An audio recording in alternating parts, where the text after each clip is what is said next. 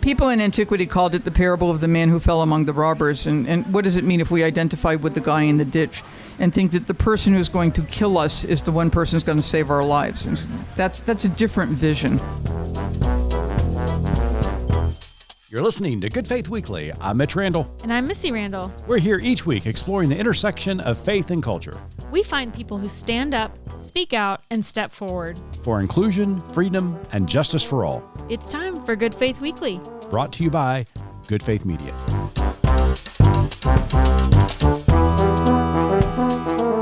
Welcome to Good Faith Weekly. On this episode, Missy and I are going to catch up, and our stories that we were going to tell have been interrupted by breaking news from President Biden. And then later on in the pod, we do something a little different. We sat down with New Testament scholar A.J. Levine at the Wild Goose Festival. It is an incredible episode that you're not going to want to miss, so stay tuned.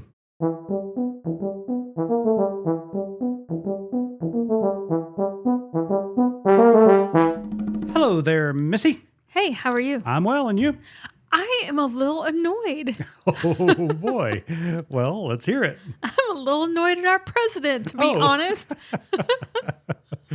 Oh, well, yeah. Some things have happened, haven't they? Yeah, so back up 2 weeks. Last week's episode, we were prepared to drop an interview and talk about our time at the Wild Goose Fest. And reasonably so, we pivoted after the attempted assassination of former President Donald Trump. So I was very excited to come today and talk about Wild Goose and a couple of things that happened to me while we were traveling. And lo and behold, somebody stole your thunder. Stole my headline yet again. Yes. So anyways, we have to address the elephant. Donkey, I don't know. The donkey in the room.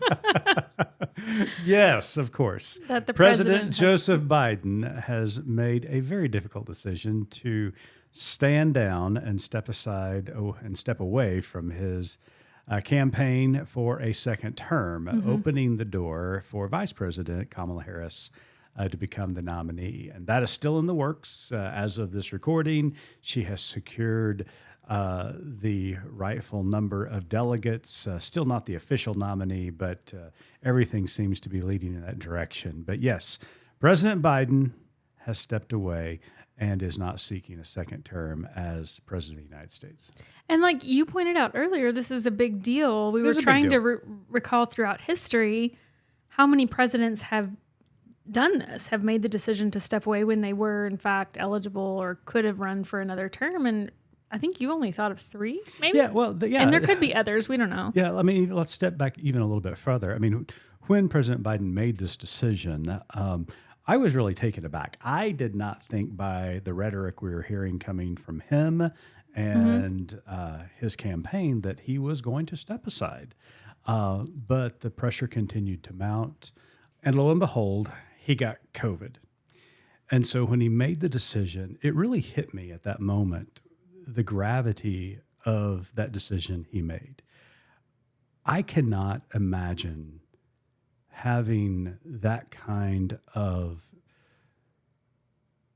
wherewithal, I guess, to be able to step away from the most powerful job in the world.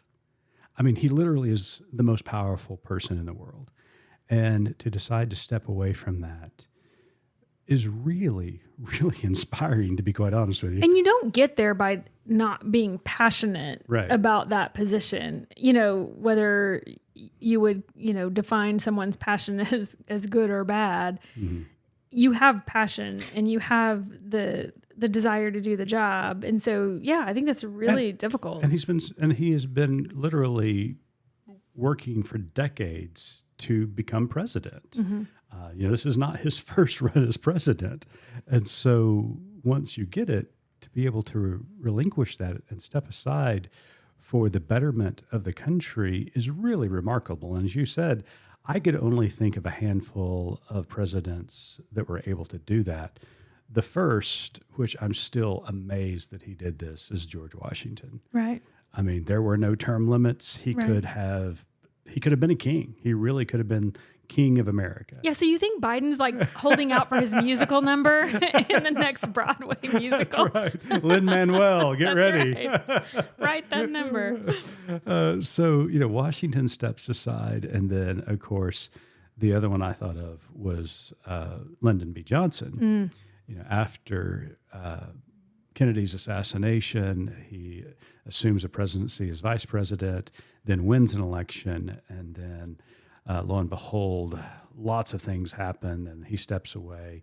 Bobby Kennedy becomes the front runner. He gets assassinated, obviously, and the Democratic Party is thrown into disarray at that point. But Washington, Johnson, and now Biden. Of course, the other one we think of is Nixon, but that's a whole different story. We don't have time for that in this podcast. But all right, okay. So have we done him due justice? Can I get? Okay, so I want to say one more thing about this is that I think there are people in both camps. Both obviously, those who are more progressive really take their hat off to Biden and the decision he has made.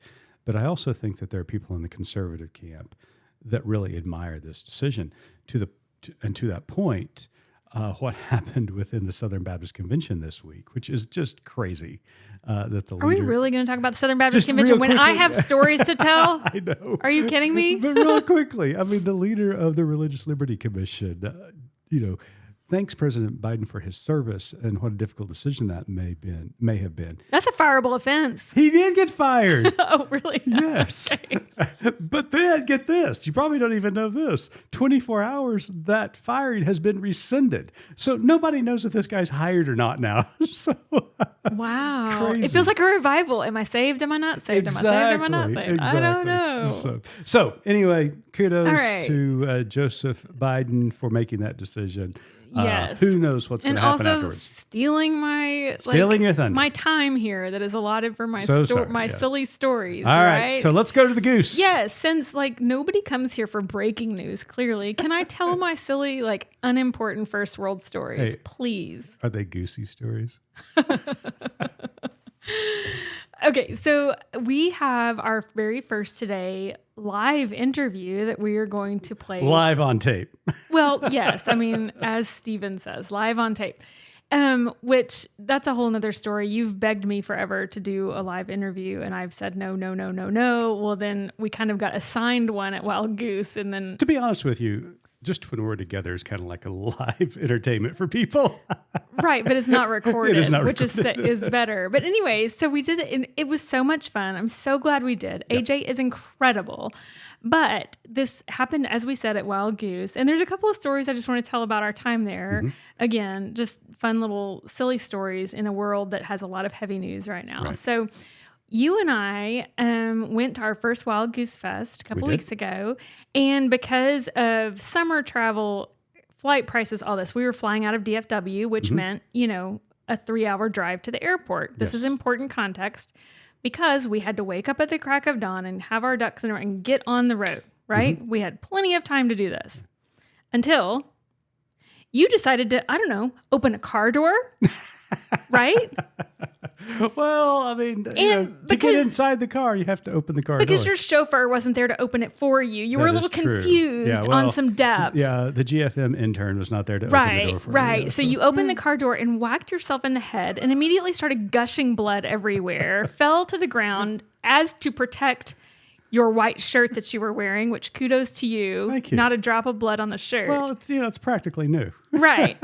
So all that to say, we had to switch seats. I had to drive down to DFW airport with you bleeding everywhere. We're trying to decide, do we stop at urgent care for stitches or do we just go on? We ended up deciding to go on, but you hadn't stopped bleeding. And I was afraid that they wouldn't let us on the plane with, actively bleeding person. So I wasn't hemorrhaging.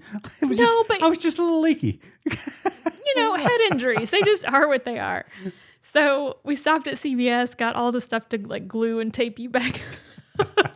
In the meantime, we lost that time we needed to park and shuttle to the gate, right? Yep. So we're like, okay, well, that's fine. We'll splurge. We'll do the terminal parking where you can walk in. Okay, fine. We circled the terminal how many times? And there was no parking available. And so we were panicking. The only thing that was available was valet parking. Right. Never have done this before. I've seen it, didn't know anything about it. So we were like, fine, we've got to just pay the exorbitant amount of money to valet park because we're going to miss our flight. I mean, we're from Oklahoma. We could pronounce it valet. Valet, right? We don't even know what that is. So anyways, valet park. Okay, I'm going to sandwich these stories. Okay. Go to Wild Goose. Mm-hmm. We get there. Y'all, it's campy. It is so campy. It's like tent. We stayed in a hotel, but many, many people camp. You're out on a campground all day long. Mm-hmm. It was the most fun thing I've ever done. It's like youth camp minus the bad theology and no hiding the alcohol. It's amazing. But as it's a campground, what do you have for facilities? Outdoor plumbing. I'm not sure I'd call it plumbing. Yeah, it's not plumbing. Yeah, outhouses. Porta potties. Yeah. That's not an outhouse. It's not a porta potty. Okay. Whatever. So the first day we were there, like I had waited all day, and finally was like, I can't hold it anymore. I'm have to go. It's either the woods or the porta potty. Porta potty, which I feel like we just talked about potty a couple of weeks ago. We got to stop talking about pottying after this episode. It's a new segment, potty talk. So I go to find the porta potties, and lo and behold, the Lord shineth down on me. And I am not kidding you. One of the coolest things that's ever happened to me in my entire life happened that day. I was able to use the porta potty fresh off the truck, not just like being moved from one location to the other, but like fresh from the manufacturer. You christened a potty. No one had ever set foot in this porta potty before. I was so excited. I literally made the guy stop and take a picture with me before I went in. Which now I realize sounds really gross. No, before I went in was there. Was this like a stranger you asked to take a photo? Yes. I took a selfie. He was like, this has never been used before. I'm like, well, we need to document this with a photo. Oh my gosh. I'll post it now. Oh no. Anywho, so that's my story. Again, we could say so much more, but that's the middle of the story. So then we leave Wild Goose. We fly back to DFW to pick up our car that's in valet, and I'm dreading the bill that's coming for this parking, right? Mm-hmm. But oh my gosh, the minute we landed, we got a text that said, your car will be waiting. Because I was trying to parse out how we were going to get from the terminal that we landed in to the terminal that we parked in. No. That's not how valet works. It's a shuttle.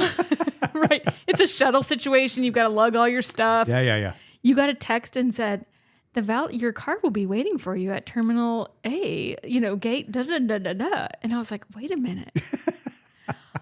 You guys, I didn't know this was a thing. So we got our bags. We walked across the street. The car was waiting for us, cooled off with bottles of water. Like the guy just hands us the keys, loads our stuff, and we leave. I'm like somebody who's tasted the caviar. I don't know if I can go back. Well, I mean, you have that to some extent. I mean, for you, valet means Mitch does everything. All right. Drops you off, picks you up. Not at the airport. At the airport? Are you kidding me? It was really nice. That was so bougie. Yeah. I was like, I don't know if I can go back. Let's give Wild Goose, some props too. They had valet too. They did. It was golf carts. A little dusty, but it was fine. But no, between my like brand new porta potty and my valet parking at the airport. You're living high class. I have moved up in the world. So those are my two like stupid stories. I was so excited to share with everyone until like Biden decides to drop out of the race. Whatever. Wow. Well, those are great stories. Thank you for sharing those. Another great story is that we got to sit down with one of the premier New Testament scholars. A.J. Levine is just extraordinary. Like I alluded to earlier, had always refused live interviews. I'm too nervous. And I was incredibly nervous to go into this interview. I did not know her before. We kind of got paired with her. And so I went to a couple of her sessions, and oh my goodness, you guys, I am such a hardcore fan. And I told her this in the interview, she introduced me to a Jesus I was not introduced to growing up. And I am so ever thankful for this conversation. I have downloaded now several of her books, which actually are free. If you go to Audible or Amazon, I was able to get 4 or 5 of them for free. And I'm so excited I've already started one. But absolutely, she is amazing. She is a Jew. She's a scholar and a New Testament scholar at that, and is able to show us and introduce us to a Bible, to a Jesus. If you grew up in conservative evangelicalism, that you didn't know. Yeah. And let's also be really clear about this. She changed your life. She did. We'll talk about that in the interview, though. I mean, this interpretation of this one text, it changes Missy's life forever. So absolutely. Can't wait for you to hear it. So stay tuned. Missy and I will be right back with AJ Levine. You know, Missy, I really enjoy recording this podcast with you each and every week. Do you? Well, but this is not the only thing we do at Good Faith Media. It's not. We have so many offerings for you. We have a plethora of podcasts, videos, news and opinion articles, Bible studies, books, and much, much more. Find us at goodfaithmedia.org.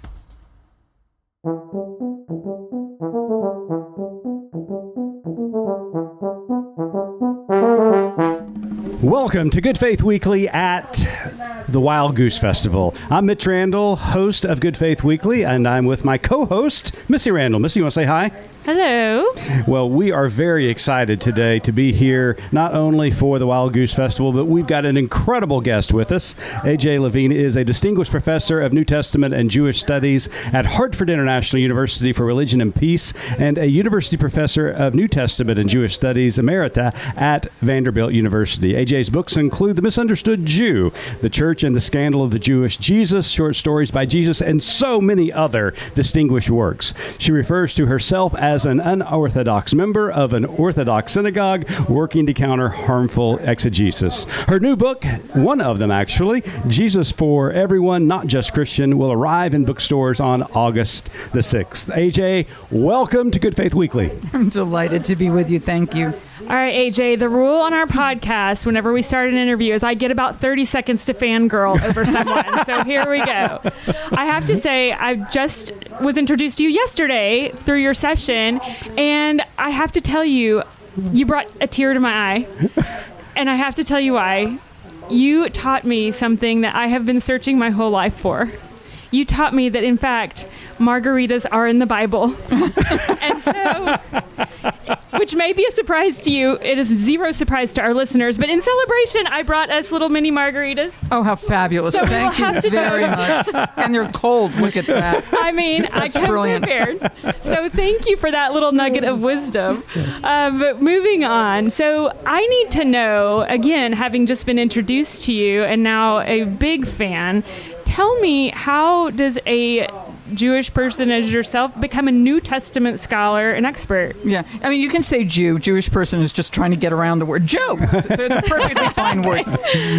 So I'm from Massachusetts. I grew up in a neighborhood that was predominantly Portuguese Roman Catholic. So my introduction to Christianity was ethnic Catholicism. And it was fabulous. It was, saints' statues being paraded through the streets, right, and Mass, which was in Latin. I mean, it was great. When I was little, I wanted to make my first Holy Communion, which is this initiation rite in the Catholic Church. Yeah, sure. I didn't know what it was, but I knew you got a dress. So I'm in it for the accessories. My parents had told me that Christianity, which meant Catholicism, was very much like Judaism. We worship the same God, the one who created heaven and earth. We pray the same prayers, like the Psalms. We read the same books, like Genesis or Isaiah. And that a Jewish man named Jesus and a Jewish woman named Mary were very, very important. So my initial sense of Christianity was it's kind of like Judaism. Mm-hmm. And then there was the dress, which I didn't get, but that was the year that Bendable Barbie came out. So I used to practice giving communion to Barbie. We used Necco wafers. I don't know if they still make them. And about midway through that school year, I'm 7 years old. I'm in second grade. This little girl says to me on the school bus, "You killed our Lord." And I said, I didn't kill anybody. Because, if you did, you'd know. And she said, yes, you did. Our priest said so. Oh. And this becomes my first lesson in interreligious dialogue, is that we sometimes impute motives or impute ideas to people when we have absolutely no clue. So here was my imputation. I knew that priests had to wear special collars, and I thought the reason priests had to wear these special collars was because were the priest to tell a lie, the collar would choke the priest. Yeah. Because there had to be some reason for it. So I said, is the priest dead? Because this had to be such a whopper of a lie. The collar would have choked the priest and he would have croaked. And she says no. So I, being a rational child, think, the priest said I killed God. The collar doesn't kill the priest. Therefore, I'm guilty of deicide. I get off the school bus. I'm crying. Early 1960s. My mother meets me at the bus and says, what's wrong? I said, I killed God. Oh. The priest said I killed God. Priest can't lie. No. So it took my mother a little bit of time to figure out what happened, because that's not normally what you get in second grade. And when she did, she explained to me that God was doing just fine, which to my 7-year-old heart was an enormous relief. Exactly. And as I found out, some phone calls were made to the local diocesan office. So something called Vatican II had already started. But one of the last documents to be promulgated, which was October 1965, so coming out on the 60th anniversary of this, was a text called Nostra Aetate, Latin for in our time, which says that Jews in all times and places cannot be held specifically responsible for the death of Jesus. And this creates a sea change in Catholic religious education that eventually filtered down to most Protestants. Meanwhile, I'm stuck, because I've got this tradition with the same God and the same prayers and the same books and the dress, not to mention the bunny and Santa, right? I mean, there's good stuff there. Yeah.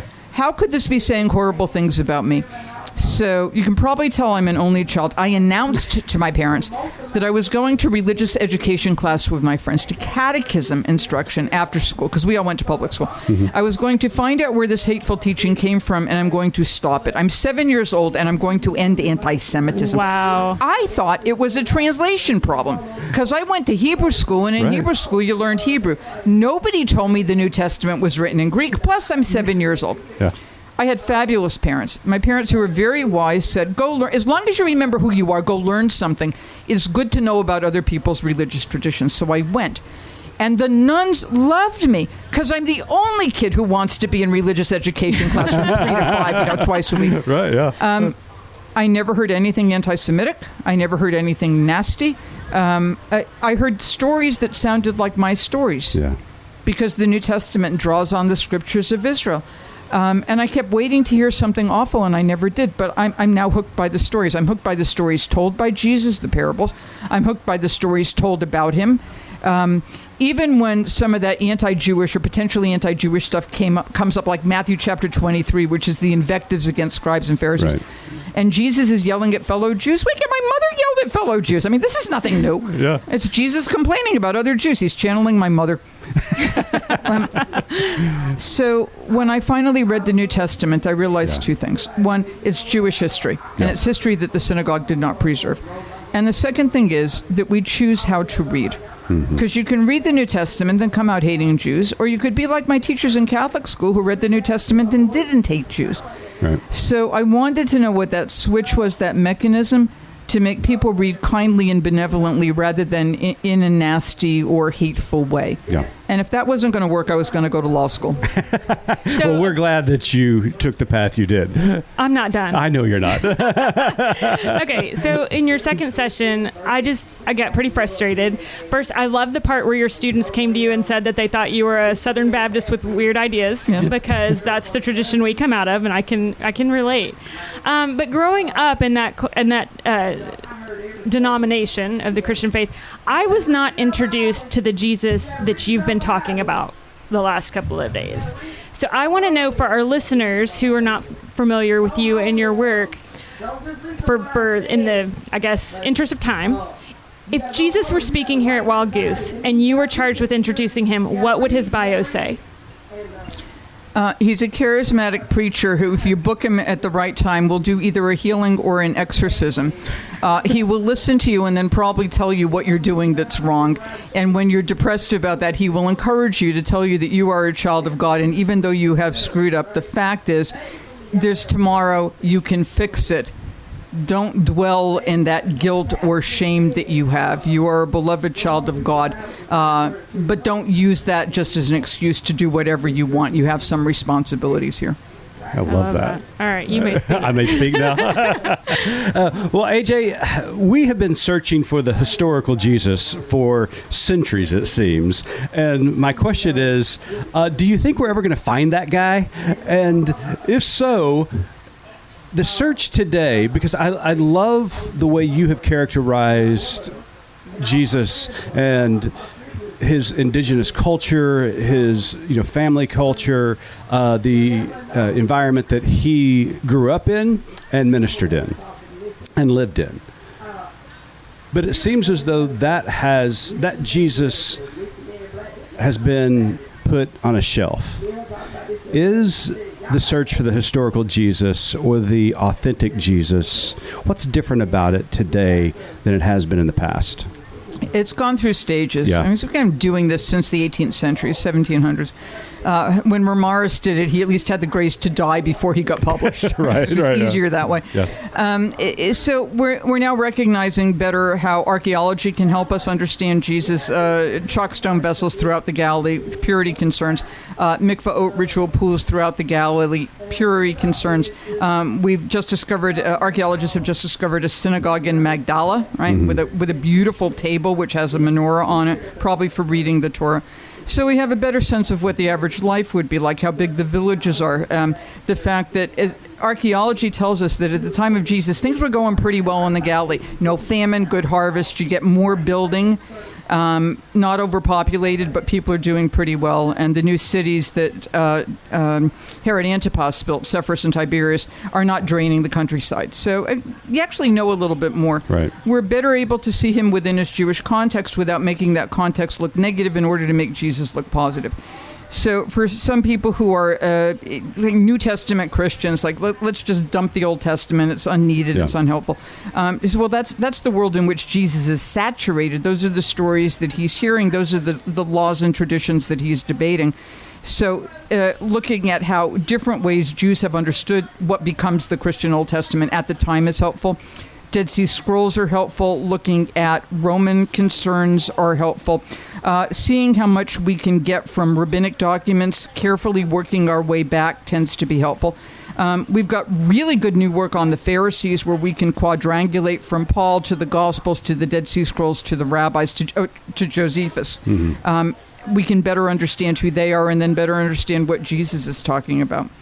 So we're doing a little bit. Are we going to get there perfectly? Of course not. No. But nor would we with a biography of, George Washington or Julius Caesar or Marcus Aurelius. Yeah. You do the best you can with what you got, and the biographies will always change depending upon the questions that the biographers are trying to answer. Yeah. Well, fabulous answer. Exactly what I thought you were going to say, which is brilliant. Well, that's boring. God, there's no surprise. Well, then, okay, here's a question for you to follow up with that. I used to, when I was in local church ministry, and I would tell our congregations, remind them actually, or maybe even for the first time challenge them to think about the idea that Jesus was not a Christian, he was a Jew. And people start, well, you're right, he was a Jew. So what is a couple of things that you think Christians get wrong about Jesus' Jewishness? When you look at the Christian faith today as a Jew, what do you think to yourself? You're getting it wrong. Well, I mean, getting Jesus wrong does not necessarily mean that Christians are getting it wrong. I mean, Christians may get Jesus wrong and do fabulous things. Sure. I've seen that happen. To misunderstand Jesus' intense connection to Torah rather than dismissal of Torah, I think is where we start. To look at Jesus as a Jew who is not so multicultural that everybody is equal. He thinks his tradition is right. As he says to the Samaritan woman in John 4, we worship what we know, you worship what you don't know. Yeah. That's not a good kind of interfaith opening. Yeah. Right?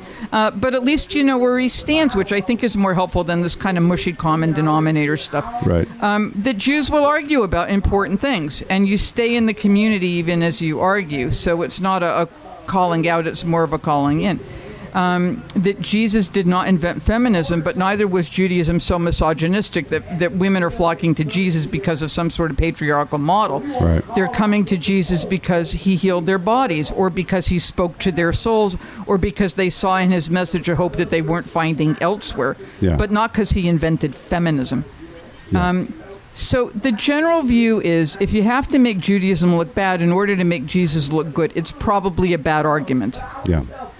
And another thing I like about your emphasis in the study of Jesus is, again, just emphasizing his Jewishness. Because I've always talked about how indigenous communities are able to embrace this character known as Jesus, when the religion that has followed Jesus has often been the oppressor to some of these indigenous cultures.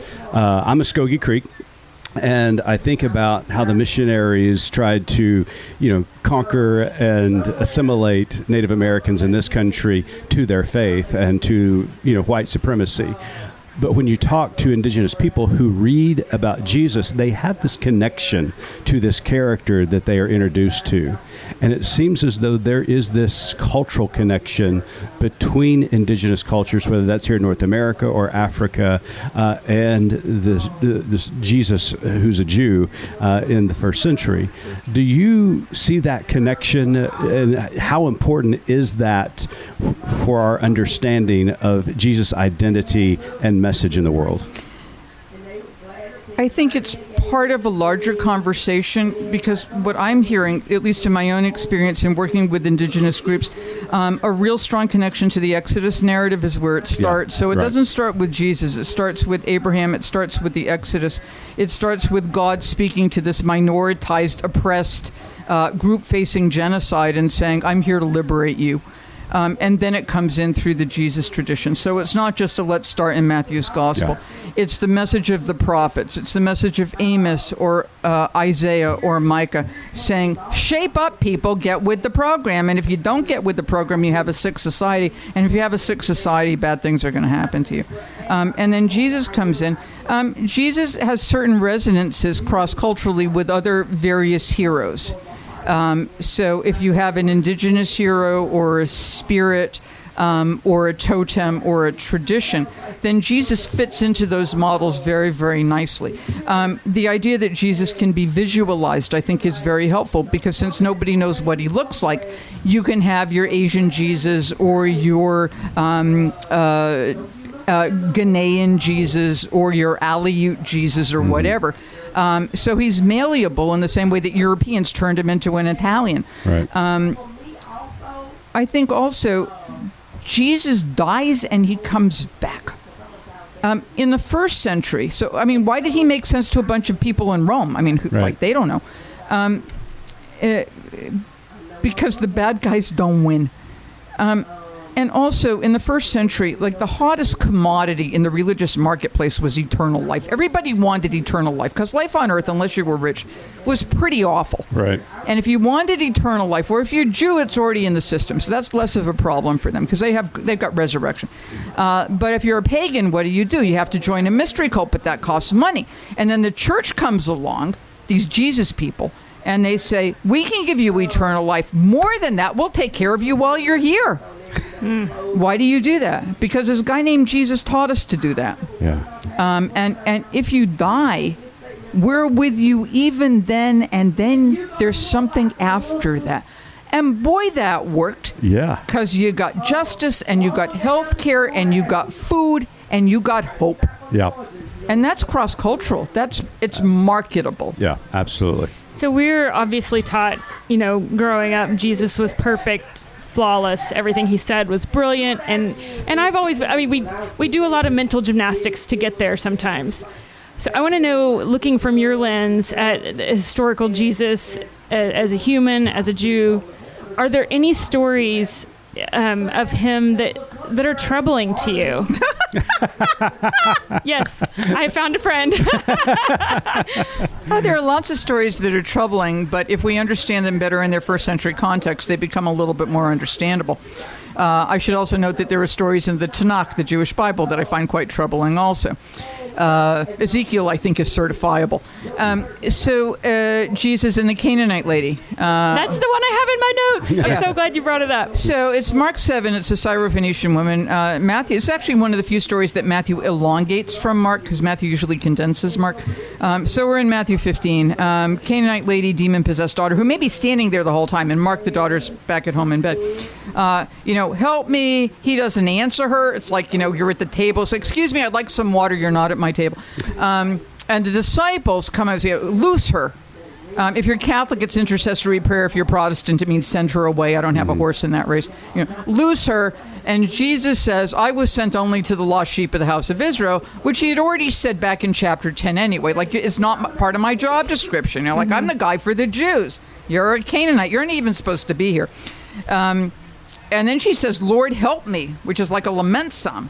And he says, it's not right to take the children's bread and throw it to the dogs.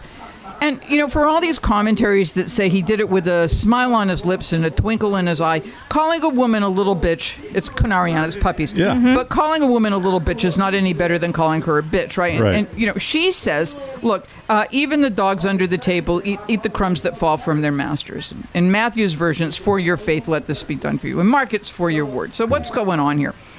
My friend Sharon Ringy, who used to teach at Wesley Seminary, described it as Jesus caught with his compassion down. I think it's a nice description of that.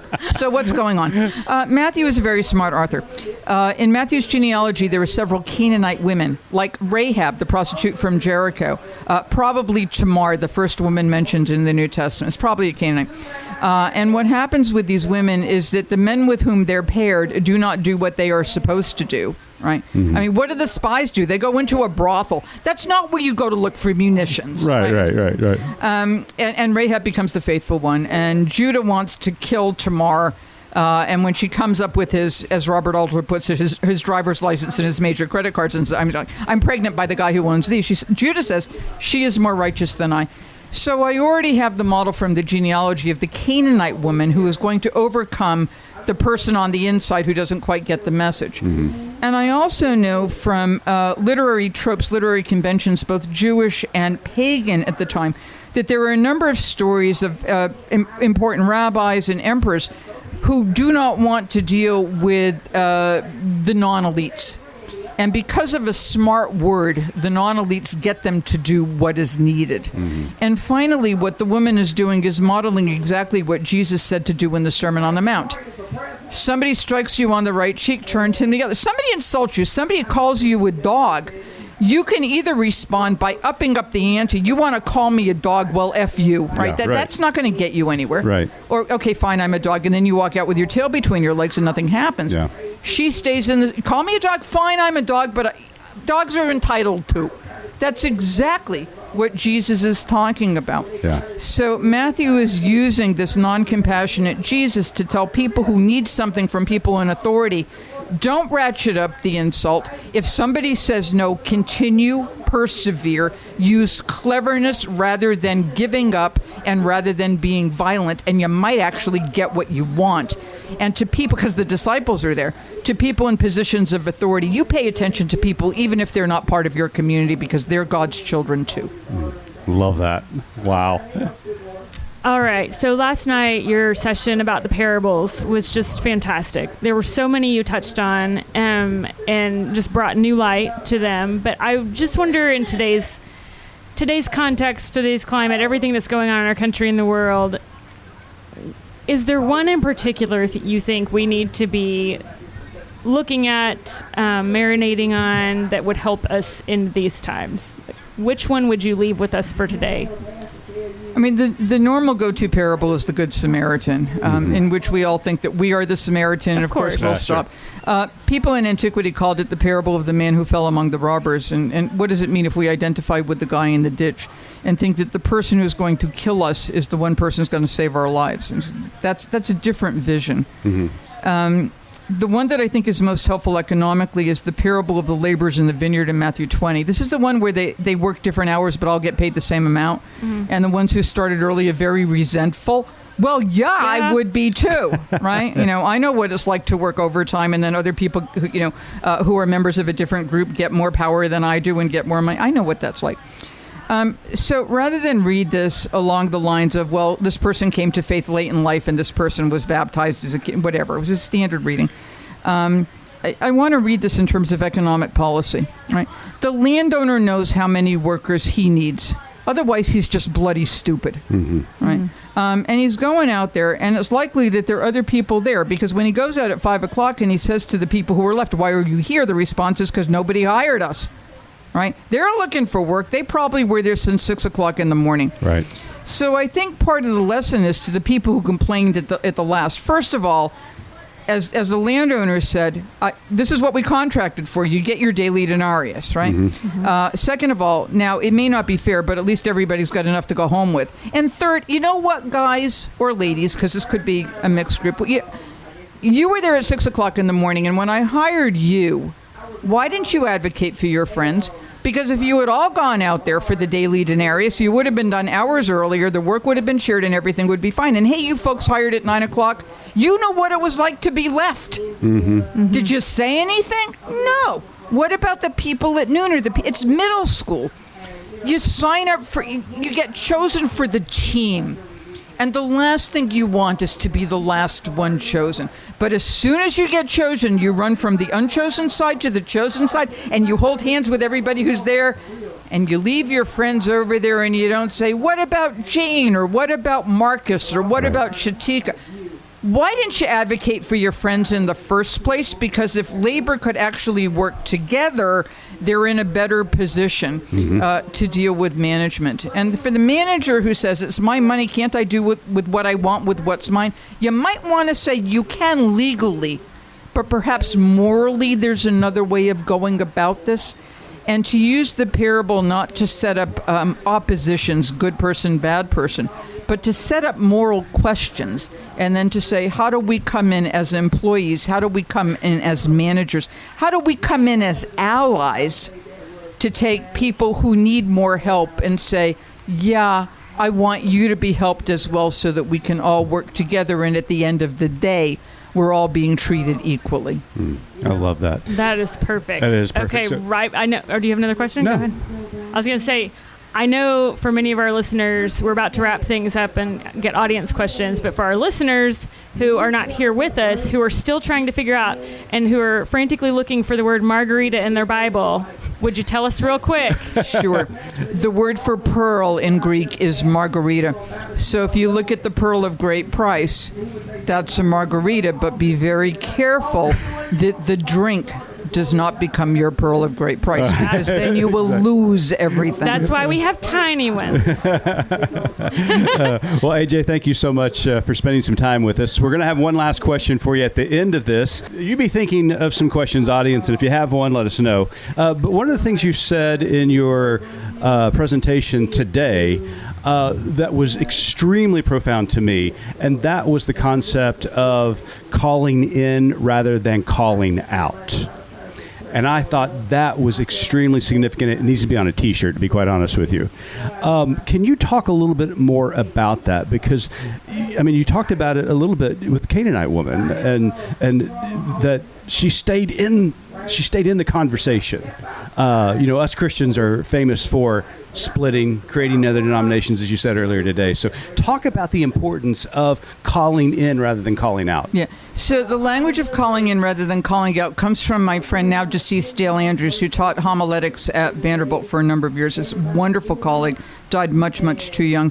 Rather than say, you ignorant slut, or something, because that doesn't really advance conversation. Right. To try to figure out how to use language to express how you are feeling yourself, rather than say, you're an idiot, but I'm uncomfortable with what you're saying. Right. So you wind up calling in rather than making somebody feel guilty, rather than shaming an individual, telling stories about yourself that reflect the same sort of problem, to say, I understand what you're going through. I understand why you might be saying this, because this is how I was raised, or whatever. And then continuing the conversation rather than silencing someone, or I guess the language today is canceling, rather than canceling someone. There's a good example of this from the Gospel of Matthew chapter 18, which is the so-called the ecclesial discourse. Matthew is like a driver's ed manual, like greatest hits, Sermon on the Mount, right? Mission discourse, parables, church discourse in 18. Matthew says if you've got a person in the congregation you got a problem with, you talk to the person, right? And if that doesn't work, you send a couple of other people with you. Yeah. And if that doesn't work, you send the church. And if that doesn't work, you make that person as a Gentile and a tax collector. But it's precisely the Gentiles and the tax collectors who are supposed to be evangelized in Matthew. You've never actually let that person go. You've disfellowshipped because the person is a danger to your community.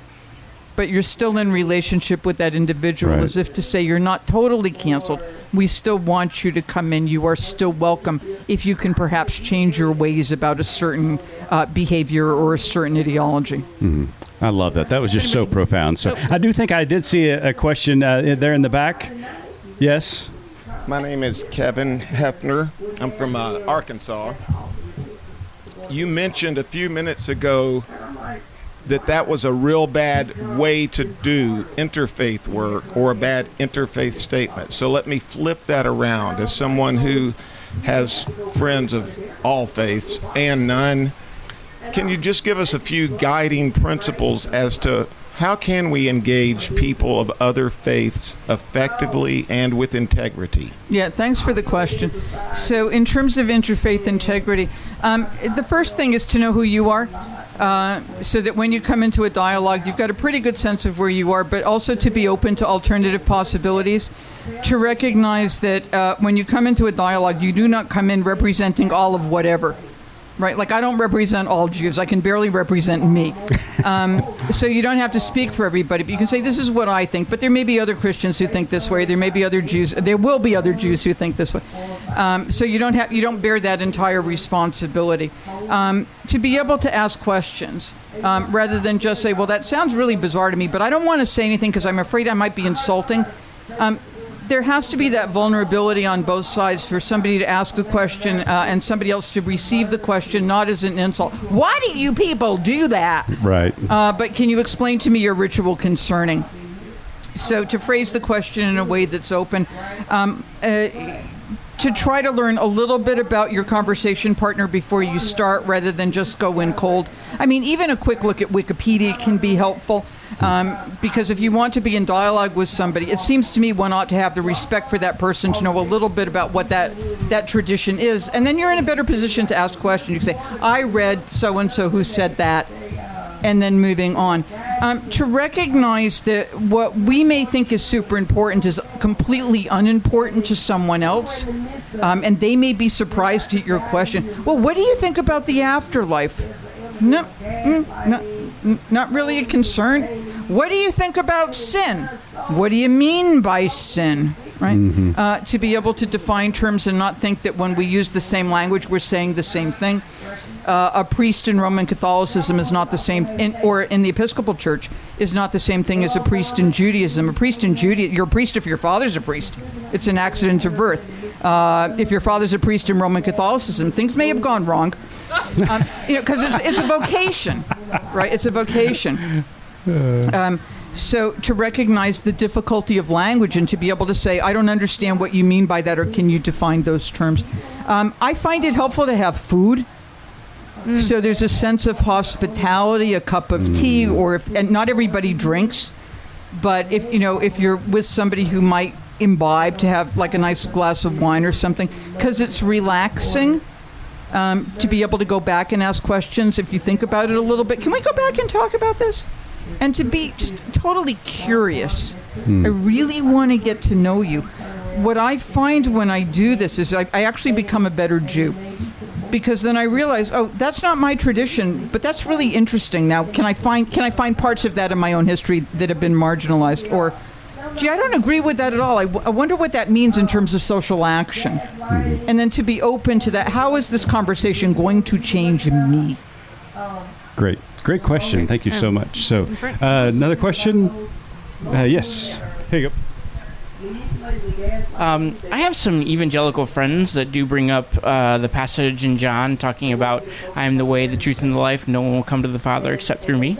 So I was wondering if you'd be able to bring some light as to how I can continue to engage in that conversation and not shy away from it and not know how to handle it. So I talked about that earlier today, and there's a section of that in my book, The Misunderstood Jew, which is pretty much easy to find. The idea is if the Christian wants to make Jesus the gatekeeper, then I think the Christian ought to make Jesus the gatekeeper. In other words, you don't sacrifice the particulars of your belief on the altar of interfaith sensitivity. If you think Jesus is important, then go for it, right? But at the same time, let him be the gatekeeper, and that's not your job. So the job of the individual Christian is not to say, you're going to heaven, you're going to hell, you get maybe one more chance, but I'm pretty sure you're going to hell, right? But to say, how do I love my neighbor as myself? How do I love the stranger who dwells among me? He's going to front load the stuff that Jesus talked about and let him do the final judging, because that's his job, not ours, right? It also seems to me that if one proclaims the gospel, and I've heard this, I'm in churches a lot, that, unless you do this or believe that, then you're going to go to hell. It just turns God into a bully. And the reason people are worshiping is because they're scared to death of this awful bully God. And the variant of that is the God of the Old Testament is the awful bully, but Jesus is the sweet one, so he's going to open the door to get rid of that bad Old Testament God, which turns out to be a heresy. It's called Marcionism. To proclaim a God of justice and mercy. That strikes me as a very nice way of getting at the evangelicalism. And if Jesus says it's only through me, I think that's great, because it means it's not through the local pastor. Love that. Great answer. So, got a question right there. Sarah, go ahead with your question. Well, forgive me if I missed it, but I would love to hear your thoughts on Bible prophecy. I grew up in Signs of the Times and Jesus Come Quickly. And can you just touch on that in your own opinion? Sure. Thanks for the question. So I've had a number of students over the years who say to me, AJ, if you just connect the dots in the Old Testament, it'll get you to Jesus. And everything prophesies toward Jesus. Well, if you put on Christian lenses, it might actually get you there. But if you take off the Christian lenses and you put on non-Messianic Jewish lenses, it's not going to get you there at all. So at least in terms of, there's a question with two parts to it. So at least in terms of the does it get you to Jesus, a couple of years ago, I wrote a book with Mark Bretler, who teaches at Duke, called The Bible With and Without Jesus, and we fought for that and. To say, how do you find Jesus in the pages of the Old Testament, and why don't you find him in the pages of the Tanakh, which is the Jewish Bible? To look at both readings is correct. It just depends upon the set of glasses that you wear. In terms of prophecy, what happened in the first century was that a bunch of stuff that wasn't prophetic got read as prophecy. So Psalm 22, on which you can develop the entire crucifixion narrative, got read as prophecy. Or this was done to fulfill what was said by the prophet, out of Egypt I have called my son. That's Hosea talking about ancient Israel, but it gets repurposed to the Jesus story. The people at the Dead Sea Scroll who wrote the Dead Sea Scrolls were doing exactly the same thing. Anything in their scriptures could be prophetic, as long as they were reading it through their own lenses, and people have continued to do this today. The problem comes about when you get things like the Bible Code, which, after the fact you can see it. Well, that just turns God into a trickster. Oh, by the way, if you had the code, then you would have known that World War II was going to happen. Thank you so very much. So I'm much more interested in using biblical prophecy, and here I really mean like the prophetic text, as warnings regarding social justice. And in that case, they cross the centuries regardless, because there's always going to be people who have more than others, and there are always going to be people who are elites and people who are not elites. And what the prophets are concerned with is making sure that people who need to be cared for in various ways, economically, medically, politically, as immigrants without a safety net, the prophets are concerned about them. I think that's what prophecy is supposed to do. Not say, oh, this is going to happen a week from Tuesday, because generally that's not helpful. Yeah. Thanks for the question. We got one more question before we go to our more to tell. I may be betraying my Marxist background here, but this morning you were talking about Jesus in the temple and talking about the Marcus Borg thing about a den of thieves. It's a place where the thieves go to relax because they're safe, and not to the to actually do any crimes. I like that part, but I've always talked about that relationship with the temple as problematic because the hierarchy of the temple was actually doing a lot of local dirty work for Rome in Jerusalem. This is what I've been told, right? In Jerusalem, kind of it happens. Marx would call it the comprador bourgeoisie. These are the people who help the colonial government sort of keep order and become their allies when there's decisions to be made and things like that. I got the feeling that you don't think that's the way it is, and I everything else you've said has changed something I was living with, and I'm ready for another one. Let's try more. So the problem is there's no evidence for it. Josephus, who's our major historian, does tell us about some corrupt priests, including the one who killed James, the brother of Jesus. And Josephus says, leading men in the community, who may have been Pharisees, said, well, this is terrible. This is a miscarriage of justice, quite clearly. So what happened? When Herod the Great takes over, and he's appointed by Rome, he then takes over the high priesthood. And he imports some priests from Babylon, who are in the high priestly family. Again, you have to have the correct lineage. And he makes a mess of the upper classes in Jerusalem. And if you make a mess of the upper classes, you're not likely to have somebody who's going to rebel against you because there's no now local leadership. Caiaphas comes in the year 18, and he's there until Pilate gets thrown out in 36. That's a long time. As far as I know, the high priest is not doing any sort of Roman dirty work. The Romans are doing Roman dirty work. But the dirty work to us is actually pretty good for them. So Pilate raids the temple treasury in order to build the aqueduct. Okay, raiding the temple treasury wasn't a good idea, but the aqueduct was a splendid idea. Caiaphas's job is basically to keep the peace. That's not doing Roman dirty work. It's trying to keep the peace when you've got a bunch of people running around thinking that the Romans are in the country illegitimately. They ought not to be in control. We ought to get rid of them. And Pilate's job is to say, Caiaphas's job is to say, don't go into revolt. So Jesus is very clear. The temple is his father's household, right? He worships in the temple. He gets brought there when he was a kid, at least according to Luke. His followers continue to worship there. If his followers thought the temple was so blighted, I don't understand why they're still worshiping there. Paul had been to the temple. He thinks this is part of the gifts of God to the Jews. So can you have a temple and not like the person who's running it? Absolutely. Can you have a church and not like the DS or the bishop or the head of the presbytery or the pope? Of course you can. Can you have a country and not like the person who's running it? I've been there. But that doesn't make the institution at fault. So I'm not seeing it, and I'm not seeing the temple action as an anti-imperial thing. And I think what happened is we got so caught up in biblical studies over Rome and empire that Jesus is not thinking about Roman Empire. He's thinking about, I'm bringing about the Messianic age and the end of the world, and how do you live if you've got one foot in it? Empire's not his major problem. What everybody's doing to each other face to face, that's the big problem. And I think part of the problem then with the Christian model on this is I want to make sure that the kingdom of God is not just a bigger, badder empire, but that it is qualitatively different, and then to make sure that the Jesus tradition, which is already co-opted in the New Testament, right? He's the judge, he's the strong one, he's going to zap everybody else, does not get co-opted by the church. But I'm not seeing the temple as doing dirty work. If it is, then you have to tell me what the dirty work is. And I'm not seeing it. I'm seeing the temple as empowering people, as welcoming folks from the diaspora, as distributing funds because it was the national bank. Well, Professor, thank you so much for taking us to school today. We really appreciate it. You're welcome.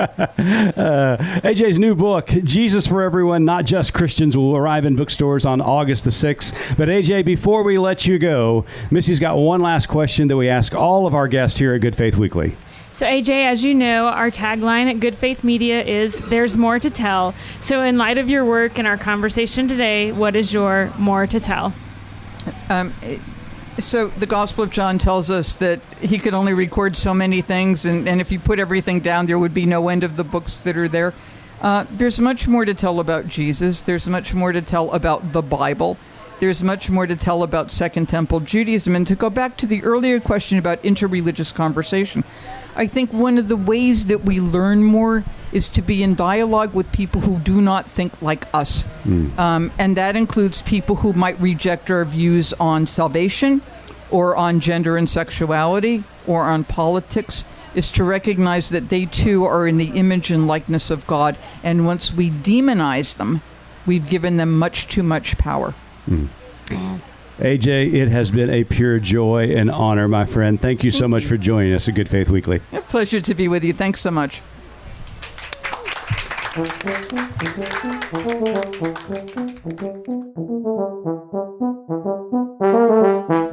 Missy, we've been talking about this for a few weeks now. We could not wait to run this interview because it was just so rich. AJ was terrific. Absolutely. And we'll try to keep this brief because I know it's been a little bit of a longer episode. So I've picked out not my favorite, but just the most, I think, important point that I have in my notes to maybe talk about very quickly. And that is the question that the gentleman asked her from the audience about, his evangelical friends that say, what about the verse? Because I've been personally asked this too. Well, what about, I am the way, the truth, and the life, and no one comes to the Father but through me. And she just does such a great job of saying, you know what, essentially, then let him be and stop worrying about it. Yeah.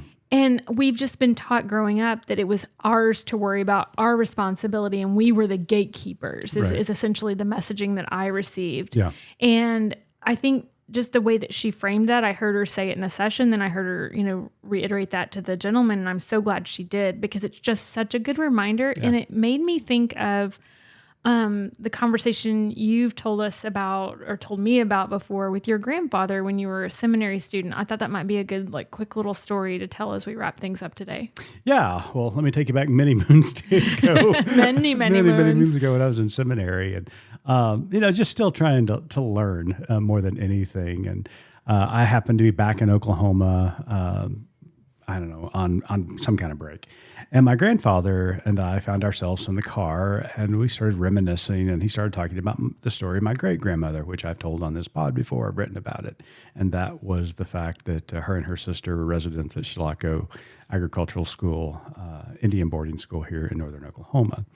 And we talked about kind of her attitude towards Christianity and, what a negative impact the missionaries had upon her life because of that experience.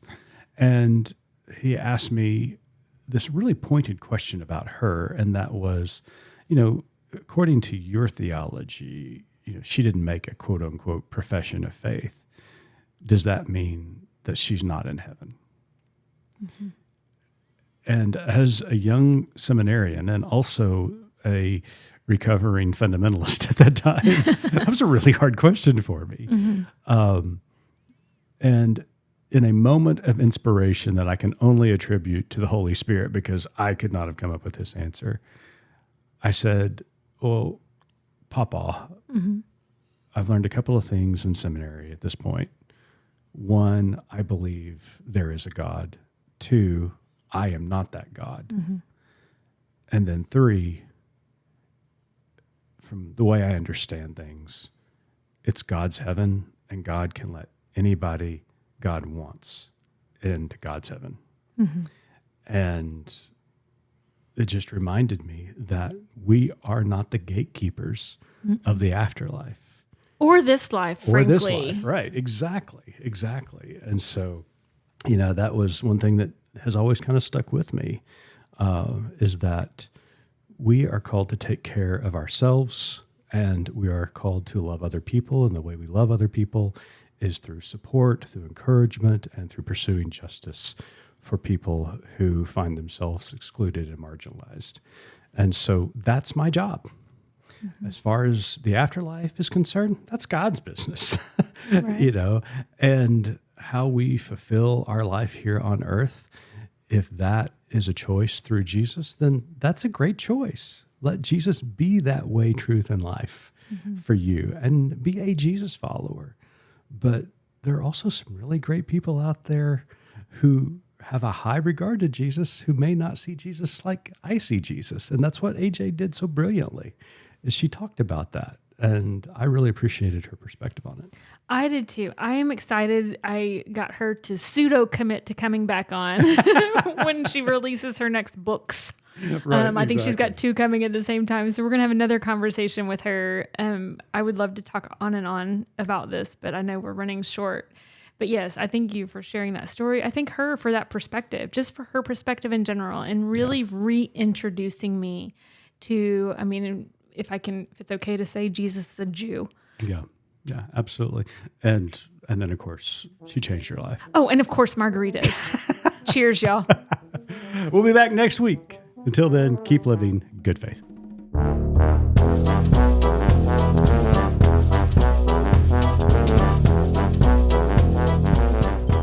You've been listening to Good Faith Weekly, hosted by Mitch and Missy Randall. This weekly podcast from Good Faith Media discusses matters of faith and culture. Subscribe wherever you get your podcast and give us a like and a glowing review. We produce the podcast out of Norman, Oklahoma. Our music comes from Pond 5. And we're supported by listeners like you. Learn more about us at goodfaithmedia.org.